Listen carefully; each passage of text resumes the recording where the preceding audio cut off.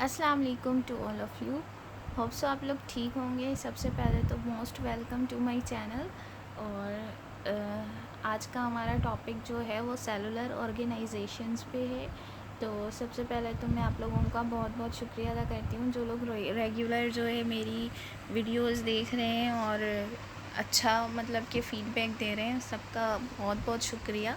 मज़ीद ये कि जो लोग न्यू हैं चैनल को सब्सक्राइब नहीं किया है अब तक तो वो चैनल को सब्सक्राइब कर दे, और ताकि जितनी भी वीडियोस मैं अपलोड करूं तो उसकी नोटिफिकेशन आप लोगों को मिलती रहे। ठीक है, अच्छा वीडियो पूरी देखिएगा, क्योंकि अगर आप पूरी वीडियो देखेंगे तो आपको वर्ड टू वर्ड सारी चीज़ें समझ में आएंगी, वरना ये कि कॉन्सेप्ट पूरा क्लियर नहीं होगा। ठीक है, तो लास्ट लेक्चर में हमने लेवल ऑफ ऑर्गेनाइजेशन पढ़ा था। ठीक है, लेवल ऑफ ऑर्गेनाइजेशन को अगर हम एक दफ़ा रिकॉल करें तो हमारे पास आप देख रहे हैं सबसे पहले जो है हमारे पास क्या था कि सब एटॉमिक लेवल था। ठीक है, सब एटॉमिक या फिर एटॉमिक लेवल था। फिर उसके बाद हमारे पास मॉलिक्यूलर लेवल था, फिर ऑर्गेनल एंड सेल लेवल था। अब ये जो ऑर्गेनल एंड सेल लेवल है यही दरअसल सेलुलर लेवल है। ठीक है, इसी को ही मज़ीद आज की वीडियो में फ़र्दर डिस्कस करेंगे। ठीक है, तो हमारे पास टॉपिक है सेलुलर ऑर्गेनाइजेशन। ठीक है, सेलुलर ऑर्गेनाइजेशन को हम देख रहे हैं,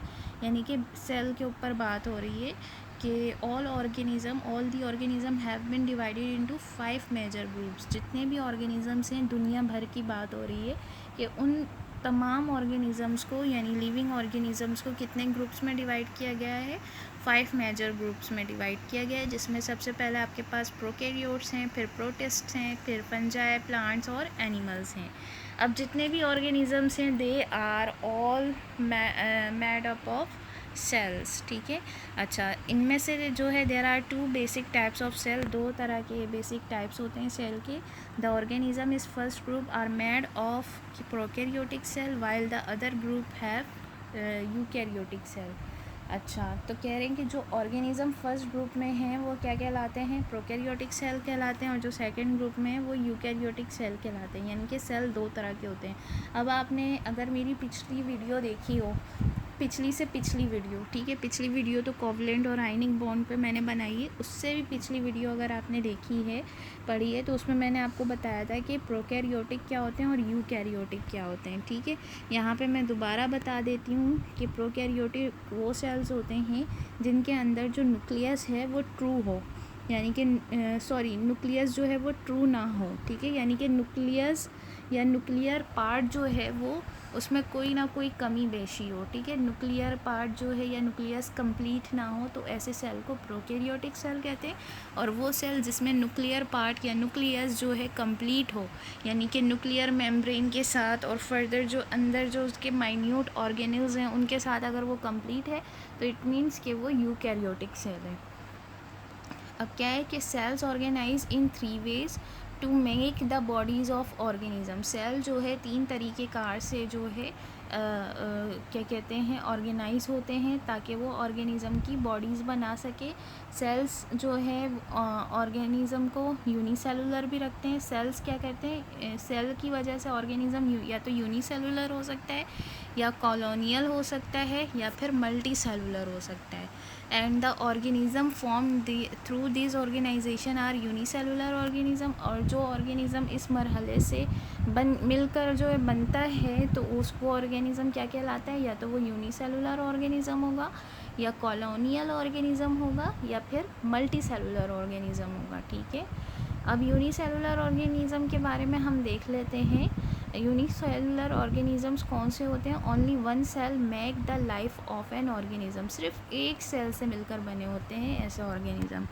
ठीक है, all the life activities are carried out by the only cell.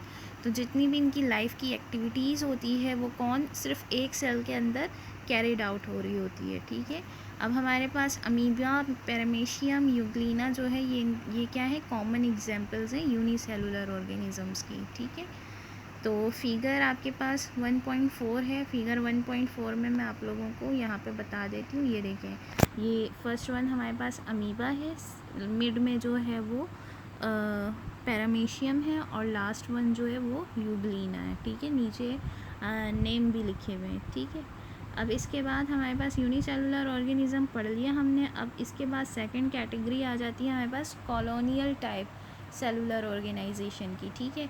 अब ये साइड में फिगर 1.5 है, इसको अगर आप देखें तो इसमें क्या दिख रहा है कि एक सर्कल है, उस सर्कल के अंदर 1 2 3 4 5 6 7 8 सर्कल मज़ीद हैं।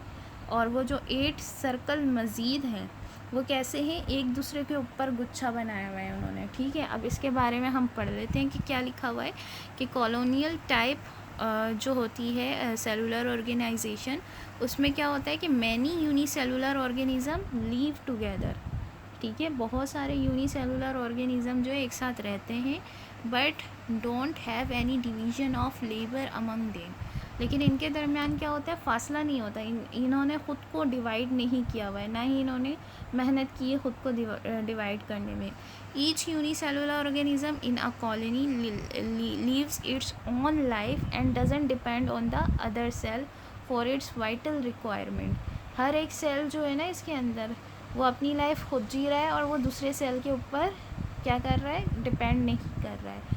अब जैसे वॉल्वॉक्स है, वो क्या है, ग्रीन एल्गा है, जो कि फाउंड कहाँ पर हो रहा है, कहाँ पे हमें मिल रहा है, वाटर में मिल रहा है। और वॉल्वॉक्स में क्या होता है कि कॉलोनियल ऑर्गेनाइजेशन जो है उनमें होती है 100 of Volvox cells make a colony, यानी कि 100 तक इनकी तादाद जा सकती है, ठीक है।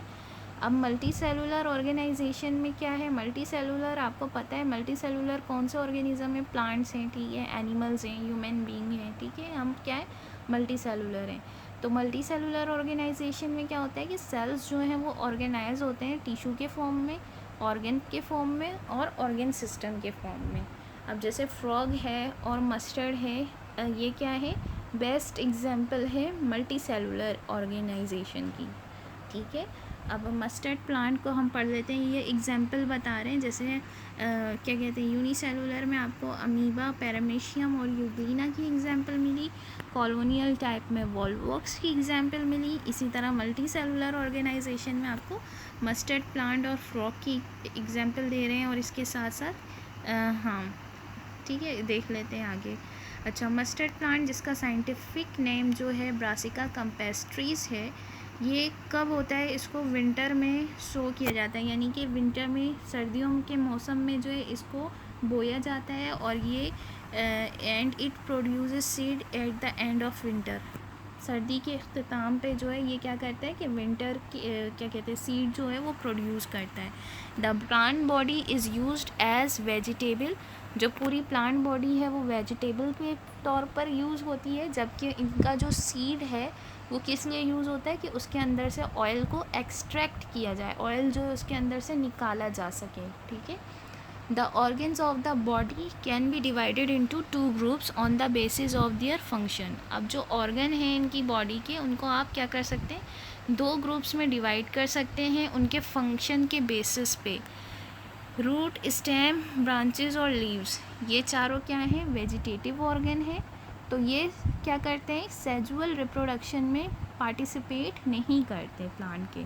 जबकि फ्लावर्स जो है, फ्लावर जो इसमें है वो क्या है, रिप्रोडक्टिव पार्ट है, जो कि किस में पार्टिसिपेट करता है, सेजुअल रिप्रोडक्शन में पार्टिसिपेट करता है। और क्या बनाता है, फ्रूट बनाता है और सीड बनाता है, सही है। इसको फिगर 1.6 में हम मज़ीद जस्टिफाई कर लेते हैं कि आप ये देखें कि इस प्लांट में क्या चीज़ बता रहे हैं, क्या चीज़ लेबलिंग की हुई है। न्यू लीफ बताया हुआ है, फ्लावर बताया हुआ है, ओल्ड लीफ बताया है। न्यू लीफ कैसे हैं, अगर आप उसको ऑब्ज़र्व करें, न्यू लीफ टाइनी है, छोटे हैं as compare to old leaf, ठीक है। फिर इसके अलावा स्टेम है, रूट है, ठीक है। तो एनालाइजिंग और इंटरप्रिटेशन, अच्छा इसमें क्या है कि इसमें आपको क्या करना है, ये आपके जो टीचर हैं उनको क्या करना है कि describe the main organ of the mustard by observing a specimen. जो आपने सैंपल लिया है, ठीक है, आपने जो है सरसों का जो सरसों की साग ले लें, सरसों के साग ले लें उसको के फ्लावर समेत।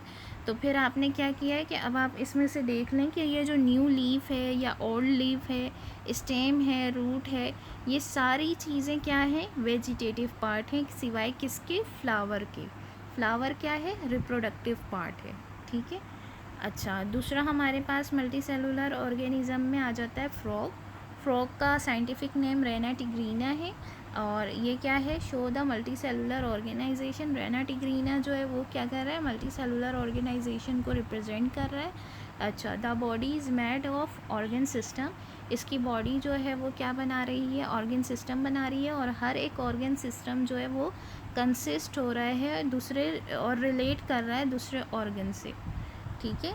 मतलब ऑर्गन सिस्टम जो है उसमें क्या है कि वो रिलेटेड ऑर्गन्स पे कंसिस्ट हुआ हुआ है, मुश्तमिल हुआ हुआ है। All the organs are made of specific tissue. जितने भी ऑर्गन्स हैं वो क्या बना रहे हैं, स्पेसिफिक टिश्यूज़ बना रहे हैं, जैसे कि epithelial tissue, glandular tissue, muscles tissue, muscular tissue और नर्वस टिशू वगैरह वगैरह। Some organs and organ system of frog have been described in the practical activity given next.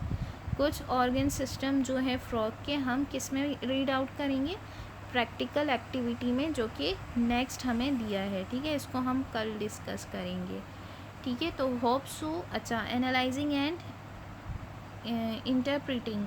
अच्छा, इसमें क्या करना है कि आपने आइडेंटिफाई करना है डिफरेंट टिश्यूज़ को in the photo माइक्रोग्राफ्स of different organs. अच्छा, ये तो आपका प्रैक्टिकल वर्क है, ठीक है।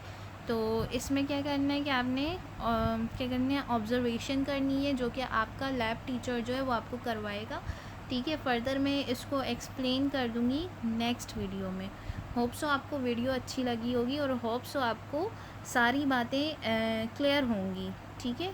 तो अगर फिर भी कोई कन्फ्यूजन है, कोई प्रॉब्लम है, तो फिर डिस्क्रिप्शन बॉक्स पे आप मेरा जो है कांटेक्ट, किस तरह से आप मुझसे कांटेक्ट कर सकते हैं और डिटेल्स ले सकते हैं, तो आप वहाँ पे मुझसे पूछ सकते हैं, ठीक है। तो कल तक के लिए अल्लाह हाफ़िज़, अपना ख्याल रखिएगा और दुआओं में याद रखिएगा, और चैनल को लाइक, शेयर और सब्सक्राइब करना नहीं भूलिएगा, ठीक है। Thank you.